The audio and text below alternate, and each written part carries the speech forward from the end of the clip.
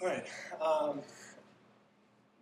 To sort of sum up what a liberal arts education is, I think a liberal arts education is sort of rooted in sort of being a Renaissance person, being able to do a little bit of a lot of different things, having your education rooted with a broad spectrum.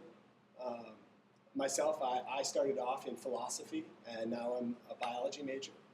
So that sort of shows you what can happen at this type of a place.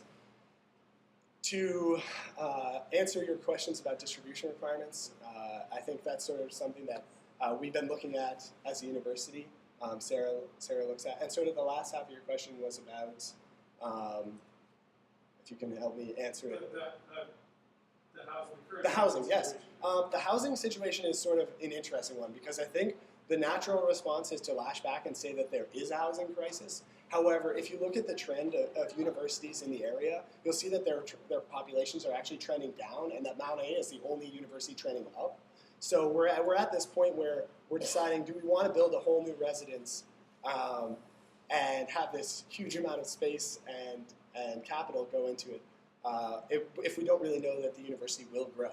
And so we're sort of in limbo, but it will be a decision that will need to be looked at in the next year, 2 years. And Alex actually has a whole committee looking at space issues. Patrick. I was just looking at it. Thanks for your question. I'm a strong believer that Mount Allison reflects what a fine arts education should be. And because of it, it has a reputation as Canada's premier undergraduate university for a fine arts degree. In a lot of ways, the distribution requirements, I probably would not lobby for change. I feel like they create a well-rounded individual that once they leave, the diploma holds a lot of weight to future employers. The current on-campus housing crisis, that's one of my platform issues. I think that if Mount Allison is to continue its reputation as a fine undergraduate institution, I think on-campus housing and enrollment need to exist in parallel. For the simple reason that students are forced into inadequate housing conditions with 3 per room, dangerous bunk beds, and overall, a lot of times, monitors that do not have first aid training. I think this crisis needs to be resolved immediately, and this is one of the things on my platform that is a priority. Thank you very much.